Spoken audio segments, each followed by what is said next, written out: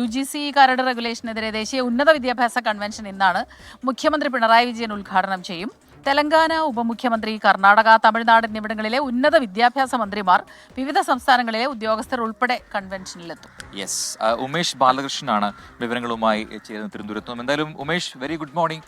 ഇതിനോടകം തന്നെ ഈ കൺവെൻഷൻ വാർത്താ ശ്രദ്ധ നേടിയിട്ടുണ്ട്. വിവിധ സംസ്ഥാനങ്ങളിൽ നിന്നുള്ള പ്രതിനിധികളൊക്കെ വരുന്നുണ്ട് തന്നെ. പക്ഷെ അതേസമയം കഴിഞ്ഞ ദിവസമാണ് ഈ ഗവർണർ, സംസ്ഥാന ഗവർണർ, കേരള ഗവർണർ ഇതിനെതിരെ അല്ലെങ്കിൽ ഒരു അതൃപ്തി പരസ്യമാക്കി രംഗത്തെത്തിയത്. അതിൽ സർക്കാരിന് പിന്നീട് വഴങ്ങേണ്ടിയും വന്നു. ഒക്കെ ആ വാർത്തയ്ക്ക് കഴിഞ്ഞ ദിവസം വന്നതാണ്. അപ്പോൾ ആ ഒരു പശ്ചാത്തലത്തിലാണ് ഇന്നിപ്പോൾ ഈ ഫംഗ്ഷൻ നടക്കുന്നത്, കൺവെൻഷൻ നടക്കുന്നത്. അപ്പോൾ എന്താണ്, ആരൊക്കെ പങ്കെടുക്കുന്ന തരത്തിലൊരു ഉറപ്പ് കിട്ടിയിട്ടുണ്ട്? അതിൽ ഇനിയിപ്പോൾ സംസ്ഥാന ഗവർണർ ഇങ്ങനെ നിലപാട് സ്വീകരിച്ചതുകൊണ്ട് തന്നെ എന്തായിരിക്കും സർക്കാരിന്റെ മുന്നോട്ടുള്ള നിലപാടുകൾ ഈ വിഷയത്തിൽ? Good morning Prajin, good morning Smitha. എന്തായാലും കഴിഞ്ഞ ദിവസങ്ങളിൽ, അതായത് പുതിയ ഗവർണർ രാജേന്ദ്ര അൽറേക്കർ ചുമതലയേറ്റ ശേഷം സർക്കാരുമായി നല്ല നിലപാടിലായിരുന്നു മുന്നോട്ട് പോയിരുന്നത്. എന്നാൽ അത് അസ്വാരസ്യങ്ങൾ കഴിഞ്ഞ ദിവസം ഉണ്ടായി. അത് ഇതുമായി ബന്ധപ്പെട്ടാണ്. ഇന്ന് നടക്കാൻ പോകുന്ന ഉന്നത വിദ്യാഭ്യാസ വകുപ്പിന്റെ UGC കരട് റെഗുലേഷനെതിരായുള്ള കൺവെൻഷനുമായി ബന്ധപ്പെട്ടാണ്. കൺവെൻഷനിൽ നോട്ടീസിൽ തന്നെ UGC കരട് റെഗുലേഷനെതിരെ എന്നുള്ള പ്രഖ്യാപനം ഉണ്ടായിരുന്നു. അതിനെതിരെ കേരള യൂണിവേഴ്സിറ്റി VC മോഹനൻ കുന്നുമേൽ ഗവർണർക്ക് കത്തയക്കുകയും ചെയ്തിരുന്നു. ഇതിന്റെ അടിസ്ഥാനത്തിൽ മുഖ്യമന്ത്രിയെ നേരിട്ട് വിളിച്ചാണ് ഗവർണർ ഇത്തരത്തിൽ ഉന്നത വിദ്യാഭ്യാസ വകുപ്പിനെതിരെ UGC കരട് നിയമത്തിനെതിരെ എന്നുള്ള പരാമർശം മാറ്റണമെന്നുള്ള ആവശ്യം മുന്നോട്ട് വെച്ചത്. അതുകൂടാതെ വിവിധ യൂണിവേഴ്സിറ്റികൾക്ക് കോട്ട നിശ്ചയിച്ച് നൽകിയിരുന്നു. എത്ര പേർ പങ്കെടുക്കണം, ആരൊക്കെ പങ്കെടുക്കണം, പങ്കെടുക്കുന്നവർക്ക് ഡ്യൂട്ടി ലീവ് നൽകുന്നതുമായി ബന്ധപ്പെട്ട് ഒരു ഉത്തരവിറക്കിയിരുന്നു. അത്തരത്തിൽ നിർബന്ധിച്ച് പങ്കെടുപ്പിക്കേണ്ട സാഹചര്യം ഒഴിവാക്കണം എന്നുള്ള നിർദ്ദേശവും നൽകിയിരുന്നു. എന്തായാലും ഇത് രണ്ടിലും സർക്കാർ വഴങ്ങുന്ന സാഹചര്യമാണ് ഉണ്ടായത്. ഇന്നലെ രാത്രിയോടുകൂടി പ്രത്യേക ഒരു ഉത്തരവിറക്കി ആ നിർദ്ദേശങ്ങളെല്ലാം മാറ്റി തന്നെ, അതായത് ഗവർണർ നിർദ്ദേശങ്ങളെല്ലാം അനുസരിച്ച് തന്നെയാണ് പുതിയ ഉത്തരവിറക്കിയിരിക്കുന്നത്. അതുപ്രകാരം ഉന്നത UGC റെഗുലേഷനെതിരെ എന്നുള്ളത് മാറ്റി UGC റെഗുലേഷനുമായി ബന്ധപ്പെട്ട കൺവെൻഷൻ എന്നാക്കിയിട്ടുണ്ട്. കൂടാതെ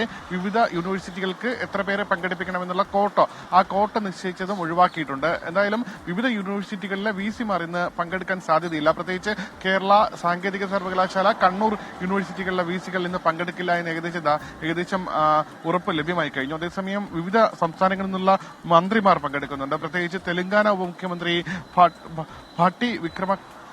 ഭാട്ടി വിക്രമാർക്ക മല്ലു, കൂടാതെ കർണാടക ഉന്നത വിദ്യാഭ്യാസ വകുപ്പ് മന്ത്രി ഡോക്ടർ MC സുധാകർ, കൂടാതെ തമിഴ്നാട് ഉന്നത വിദ്യാഭ്യാസ വകുപ്പ് മന്ത്രി ഡോക്ടർ ഗോവി ചെഴിയാൻ എന്നിവർ കൺവെൻഷനിൽ പങ്കെടുക്കും. കൂടാതെ കോൺഗ്രസും മറ്റ് പ്രതിപക്ഷ സംഘടനകളും ഭരിക്കുന്ന സംസ്ഥാനങ്ങളിൽ നിന്നുള്ള ഉന്നത ഉദ്യോഗസ്ഥരും ഈ കൺവെൻഷനിൽ പങ്കെടുക്കുന്നുണ്ട്. മുഖ്യമന്ത്രിയാണ് കൺവെൻഷൻ ഉദ്ഘാടനം ചെയ്യുന്നത്. ഉച്ചയ്ക്ക് ശേഷം 2 മണിയോടുകൂടി ഈ എത്തുന്ന വിവിധ സംസ്ഥാനങ്ങളിലെ മന്ത്രിമാരും സംസ്ഥാനത്തെ ഉന്നത വിദ്യാഭ്യാസ മന്ത്രിയും അടങ്ങുന്നവർ ഒന്നിച്ച് മാധ്യമങ്ങളെയും കാണുന്നുണ്ട്. ഇതിൽ ഒരു പ്രമേയം പാസ്സാക്കണമോ തുടങ്ങിയ കാര്യങ്ങളിലൊന്നും ഒരു തീരുമാനമെത്തിയില്ല. വിവിധ സ്ഥലങ്ങളിൽ നിന്നുള്ള ഉന്നത ഉദ്യോഗസ്ഥരുടെയും മന്ത്രിമാരുടെയും നിർദ്ദേശങ്ങൾ കൂടി കണക്കിലെടുത്തായിരിക്കും അക്കാര്യത്തിലെല്ലാം ഒരു തീരുമാനം ഉണ്ടാവുക. സ്മിത, ഇതിന്റെ ഒരു പ്രത്യേകത, പ്രതിപക്ഷവും ഈ കൺവെൻഷനിൽ പങ്കെടുക്കുന്നുണ്ട്, സഹകരിക്കുന്നുണ്ട് എന്നുള്ളതാണ് അല്ലെ. എന്തായാലും ഈ ഒരു വിജ്ഞാപനം അത് കേന്ദ്ര സർക്കാർ അങ്ങനെ അടിച്ചേൽപ്പിക്കുന്നു എന്നൊക്കെയുള്ള അഭിപ്രായങ്ങൾ പങ്കുവെക്കുന്ന ഒരു കോമൺ പ്ലാറ്റ്ഫോം ആയിട്ട് ഇന്നത്തെ ഈ കൺവെൻഷൻ മാറുന്നുണ്ട്. പക്ഷെ അതുകൊണ്ട് തന്നെയാണ് ഗവർണർ ഇതിനെതിരെ രംഗത്തെത്തിയതെന്നും അങ്ങനെ ചേർത്ത് വായിക്കണം. നമുക്കിപ്പോ എന്താണ്, ആരിഫ് മുഹമ്മദ് ഖാൻ വന്നതിന് പിന്നാലെ അർലേക്കർ വന്ന സമയത്ത് എന്താണ് ഇനി എങ്ങനെയൊക്കെ ആയിരിക്കും, ഒത്തുപോകുമോ ഒക്കെ ആയിരുന്നു ആദ്യ ചോദ്യങ്ങൾ. പക്ഷേ അദ്ദേഹത്തിന്റെ നിലപാട് കണ്ടപ്പോ അത് നല്ല സഹകരിച്ച് തന്നെ പോകുമെന്നുള്ളതാണ്. പക്ഷേ ഇന്നലെ ആണ് ആദ്യമായിട്ട് എനിക്ക് തോന്നുന്ന ഒരു ചെറിയ രീതിയിൽ സർക്കാരിനെതിരെ അതൃപ്തി വന്നത്. പക്ഷെ അത് ഉൾക്കൊള്ളുന്നുണ്ട് സർക്കാർ, അത് പറയുന്നുണ്ട്. സർക്കാരിനും അറിയാം, മുൻ അനുഭവങ്ങൾ വെച്ച് നോക്കുമ്പോ എന്നും ഇങ്ങനെ ജഗട എന്ന് പറഞ്ഞു പോവാതിരിക്കുന്നത് തന്നെയാണ് ഭരണം.